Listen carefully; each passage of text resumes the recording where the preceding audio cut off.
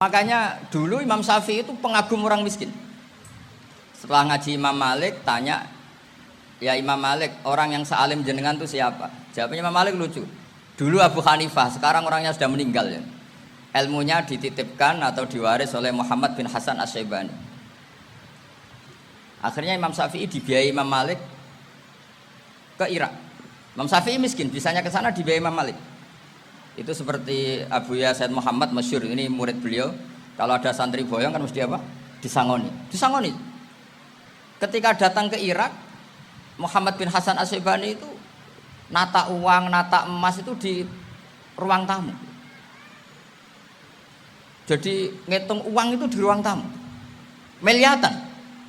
Ini kaget, ini kiai kok kedonyan kata Imam Syafi'i gitu. Tapi apa kata Muhammad bin Hasan Asy-Syaibani?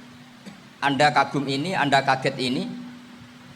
Kalau kamu menyoal orang soleh kaya, ini tak kasihkan orang-orang fasik. Biar dipakai judi, dipakai selingkuh, dipakai maksiat. Jangan. Harta ini harus tetap di orang soleh. Kalau ke orang fasik, bahaya. Berarti kiai boleh kaya, boleh. Semenjak itu ada gerakan kiai kudu sugih. Ya ada yang kesampaian, ada yang enggak gitu aja. Tapi karena kalau pakai logika fikih, harta itu fitnah. Oke, seakan-akan harta itu masalah. Tapi kalau ini dikuasai orang dolim, maka masalah besar. Jika orang-orang soleh ini harus juga menguasai harta. Nah, terus lama-lama dikiaskan kekuasaan.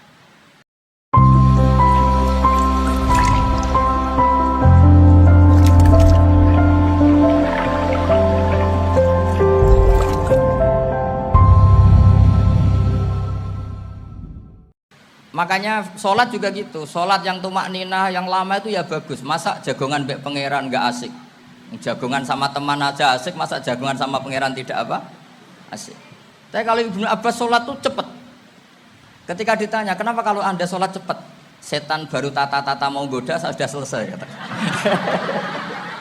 Karena setan itu ya jaga jaim tuh, jaga image. Jadi kalau mau goda orang itu ya surinan dulu, macak-macak dulu. Ternyata mau ke situ sholatnya sudah selesai. Lah kebetulan mazhab saya itu yang kedua itu gitu. Jadi kalau Gus Azaim itu sholat lama sekali. Itu ada mazhab tandingan, yaitu mazhab saya. Itu karena ini sepuh saya, meskipun top beliau tapi sepuh saya. Saya sudah 50, beliau baru 40. Ini berarti baru memulai kiai. Kalau pakai umur nubuah ini baru memulai.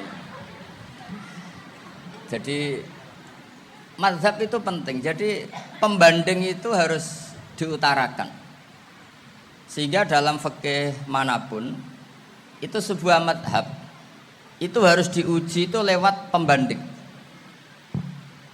Dulu itu setiap debat fikih antar ulama itu mesti nggak ada yang menang. Misalnya saya kiai kelihatan miskin itu ya baik supaya santri-santri yang miskin itu punya teman gitu.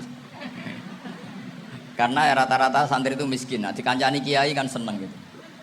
Tapi problemnya kiai yang miskin itu ya nggak bisa nolong santri karena dia sendiri apa?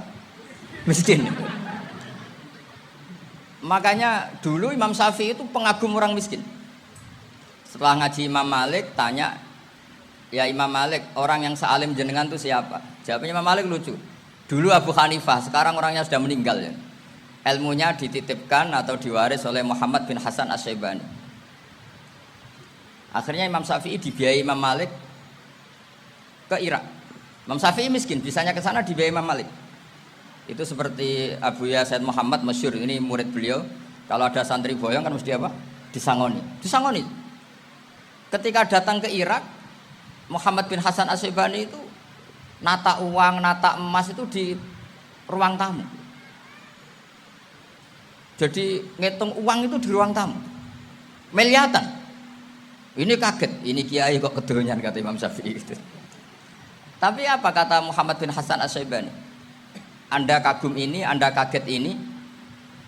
Kalau kamu menyoal orang soleh kaya, ini tak kasihkan orang-orang fasik. Biar dipakai judi, dipakai selingkuh, dipakai maksiat. Jangan. Harta ini harus tetap di orang soleh. Kalau ke orang fasik, bahaya. Berarti kiai boleh kaya, boleh. Semenjak itu ada gerakan kiai kudu sugih. Ya ada yang kesampaian, ada yang enggak gitu aja. Tapi karena Kalau pakai logika fikih, harta itu fitnah. Oke, seakan-akan harta itu masalah. Tapi kalau ini dikuasai orang dolim, maka masalah besar. Jika orang-orang soleh ini harus juga menguasai harta.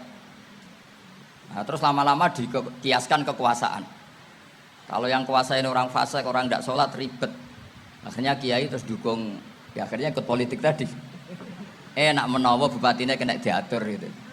Diatur kon sholat, orang ngasih proposal, maksudnya diatur keng sholat maksud. Ini cerita-cerita logika fikih.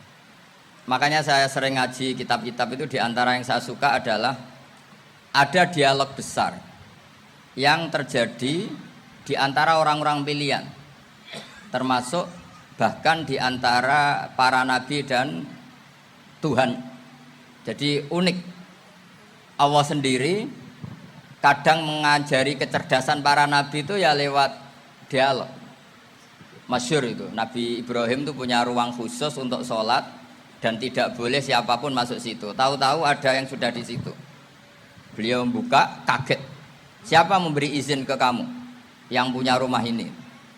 Saya yang punya rumah dan saya tidak memberi izin kamu. Yang memberi izin saya itu yang punya saya, kamu dan rumah ini. Yaitu Allah Ta'ala katanya. Wah, berarti kamu malaikat dong? Iya, saya malaikat Israel. Disuruh nyabut nyawa kamu. Ya agak sopan karena agak pernah mondok di Salafiyah itu namanya malaikat Israel itu. Itu akhirnya Nabi Ibrahim bilang, wah itu keliru, Anda pasti keliru. Hal ra'aita habiban yumitu habibah, hal ra'aita khalilan yumitu khalilah. Saya ini Khalilur Rahman, saya ini kekasih Allah. Masa ada kekasih bunuh yang dikasih? Itu Israel akhirnya ngaji, masuk akal juga. Ternyata perintah ini mungkin hoax ya. Pokoknya dia terus mikir akhirnya. Iya ya, masa ini kekasih Allah kemudian oleh Allah dibunuh, dimatikan. Terbanglah Israel, matur lagi, ya Allah, kata Ibrahim, hal ra'aita khalilan yumitu khalilah. Masa kekasih bunuh yang dia apa? Kasih. Kayaknya masuk akal Gusti. Mulai ngaji lah kira-kira gitu malaikat itu. Akhirnya oleh Allah dijawab, ya sudah begini, kamu datang ke Ibrahim bilang, hal ra'aita habiban yakrahu ayyalqa habibah. Masa kekasih tidak siap ketemu yang dikasih. Nah, jadi akhirnya Nabi Ibrahim, Israel datang lagi. Logikanya sekarang enggak gitu, begini katanya diajarin. Hal ra'aita habiban yakrahu ayyalqa habibah. Masa kekasih tidak siap ketemu yang dikasih. Terus kata Ibrahim, oke, ya, terus mau meninggal.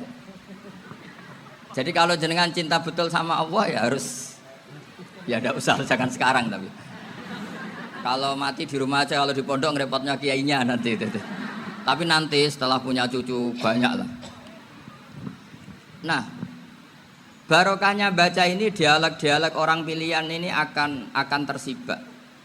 Karena tidak dalam semua kebaikan itu nggak ada logikanya, rata-rata ada logikanya. Misalnya begini, kalau Anda orang soleh, kemudian anak Anda pamit mau sekolah di Jerman, pilihan Anda mengizinkan apa enggak? Karena potensi jadi fasik ya tinggi, karena di tempat-tempat maksiat. Potensi berdakwah dari daerah yang untuk daerah yang tidak ada dai-nya menjadi ada. Itu mesti ulama itu berdebat. Misalnya punya anak pamit mau kembali atau keluarga. Yang satu cara berpikir optimis. Awal ada dai di beberapa negara Eropa itu ya barokahnya imigran, pekerja, mahasiswa. Dan semua itu bumi Allah, harus ada tasbih, harus ada tahmid. Dan itu harus dimulai dari kemauan atau mengizinkan anak asuh kita ke sana. Tapi di sisi yang lain potensi jadi fasik itu tinggi sekali. Wamana iman pas-pasan. Nah hal-hal seperti ini itu pasti jadi perdebatan. Dan kita harus menjawab. Dan tadi kayaknya di semua Basul Masail Pondok Salafiyah jawabnya pede semua, nggak ada ragu, nggak ada khilaf. Baguslah kalau pede. Meskipun nanti mungkin ada ulama lain yang cara berpikir apa? Berbeda. Sehingga ini saya cerita ya. Sehingga di kitab-kitab fikih, misalnya saya kok hidup di Bali sudah punya komunitas ngaji. itu kok saya pindah ke Sukorejo sini. Banyak ulama yang mengatakan haram. Karena membiarkan bumi Allah yang sudah pernah ada orang yang sujud kemudian ditinggalkan kosong dan kemudian dikuasai orang yang tidak sujud. Jadi dianggap itu pembiaran. Jadi banyak di kitab Qalyubi, sarahnya Mahalli, jika ada seorang muslim yang hidup di negara orang kafir, dia nyaman, tidak dapat teror, itu nggak boleh lagi pindah ke negara Islam yang sehat. Karena takutnya li Allah yastau lial kafir tilkal buk'ah, supaya bumi itu tidak dikuasai orang kafir. Jadi ini hal-hal yang para fuqaha itu harus berdebat. Karena ini masalah-masalah furu'iyah. Sehingga mulai dulu ya banyak ulama yang nyun sewu berpolitik. Mulai Wali Songo sampai sekarang alhamdulillah yang minat banyak. Mungkin bedanya ikhlas sama tidaknya. Tapi kalau saya pernah dikeluhin utusan dari ya komunitas. Islam Indonesia itu dulu itu ceritanya banyak yang dari Kamboja. Kalau dulu orang cerita itu orang Cempa. Itu setelah di Indonesia besar Wali Songo dan Brawijaya 5 itu sudah mulai oleng, itu singkat cerita mereka berpikir ingin bikin kerajaan apa? Islam di Demak Mintoro dengan raja pertama yaitu Raden Fatah, karena Raden Fatah ini putra Brawijaya. Padahal setelah jadi kerajaan ini era cucu sudah konflik, berebut kekuasaan. Akhirnya sampai jadi Jipang, jadi Jogja, jadi Solo dan seterusnya. Tapi kata Mbah Mun itu tetap barokah kata. Karena orang Islam terus terbiasa mimpin. Sekeliru-keliru sidik, pokoknya orang Islam biasa mimpin. Sehingga zaman Mbah Hashim ya sudah mimpin Masumi, zaman Ki As'ad pengaruhnya besar, sampai sekarang Kiai pengaruhnya besar. Nah barokahnya Kiai pengaruh besar ini sampai moral jadi ukuran. Misalnya sekarang ada calon bupati kok nggak sholat, itu pasti kalah. Jadi sholat itu jadi tolak ukur untuk calon apa? Bupati. Meskipun mungkin punya efek pura-pura sholat, tapi nggak apa-apa lah. Sementing moral ini jadi ukuran. Sementara yang di Thailand, di Patani, itu karena dulu pelajarannya tasawuf, itu orang nggak ambisi mimpin dunia. Tahu-tahu dipimpin. Dan akhirnya nyuwun sewu ya saake Islam-Islam yang dulu terlalu tasawuf karena nggak punya pengalaman memimpin, akhirnya lazimnya konsekuensinya hanya dipimpin. Tapi Islam Indonesia beda, karena kulino mimpin itu akhirnya dari orang Islam biasa menjadi Islam yang sholat sampai Islam yang bisa ngaji itu bisa mimpin negara. Tentu yang paling populer dimulai Gus Dur. Jadi ini sesuatu yang barokahnya istihad para kiai, sementing Islam kulino mimpin. Sehingga di Indonesia itu barokahnya itu, kebaikan itu jadi tolok ukur. Ada orang kok terkenal koruptor atau terkenal nyuwun sewu selingkuh atau terkenal apa itu pasti tidak jadi. Karena moral itu menjadi tolok ukur. Dan itu adalah politik para kiai. Jadi ini saya cerita dan itu negara juga akhirnya untung karena seleksi agama sama negara itu sama-sama kiai ya bilang negara harus dipimpin orang soleh, negara juga bilang seperti itu. Nah, ketokohan-ketokohan para beliau-beliau ini yang maulah bekerja sama dengan umarok. Kita tahu dulu Pak Harto ya rawuh ke sini ketika Muktamar 84, rawuh ke Ki As'ad, ketika mau kembali ke Khittah juga dirembuk oleh ulama dan umarok. Dan akhirnya ini menjadi negara yang alhamdulillah semoga selalu menuju baldatun thayyibatu wa rabbun ghafur.